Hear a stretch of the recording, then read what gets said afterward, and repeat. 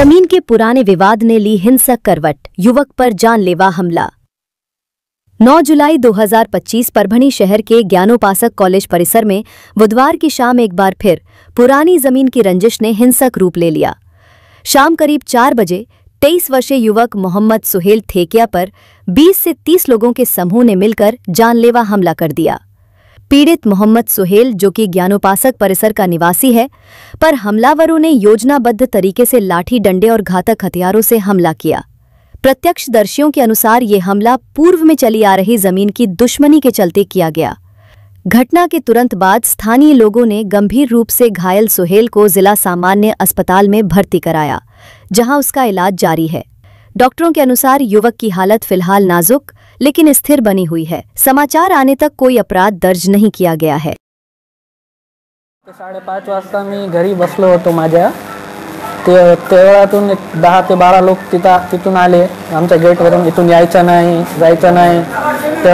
त्यामध्ये शेख मोहम्मद बाबर, संदीप शेगुडकर, मुंजाभाऊ चव्हाण हे लोक माझ्यावर जानलेवा हमला केला। त्यांनी मला सांगितलं, आमच्या साहेबाची जमीन सोडून द्या, नाही तर तुम्हाला जीव मारून देऊ। आमचे साहेब, त्यांना विचारलं कोणते साहेब, तर म्हणे गणेशराव दुधगावकर साहेब, नाहीतर तुम्हाला जीव मारून देऊ, तुमच्या सर्व परिवारांना मारून देऊ।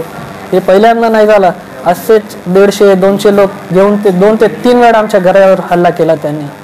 आमची फक्त पोलीस प्रशासनाला एवढी विनंती आहे, त्यांच्यावर कायदेशीर ते गुन्हा दाखल करा आणि आम्हाला न्याय मिळवून द्या, हे साहेबाला आमची विनंती आहे। आमच्याकडे सगळं काही असताना आम्हालाच आमच्यावर चढायला नाही। 40 ते 50 लोकांनी मिळून मारलं मला, माझ्या डोक्यावर लाट्याने मारला। सगळे व्हिडिओज आहेत त्याचे, CCTV कॅमेरामध्ये कैद झाला। 40 ते 50 लोक दंडा घेऊन आले, ते सगळे सरकारी कर्मचारी येते, ते कॉलेजचे शिक्षक लोक, त्यांना शिकायला ठेवलेलं आहे कॉलेजमध्ये। एक हे हल्ले करायला, जमीन हडपायला ठेवलेलं आहे ते कॉलेजमध्ये। काय कॉलेजच्या नावाखाली हे लोकांची जमीन हडपायलेत, हे त्यांना काही कामधंदे नाही राहिलेले।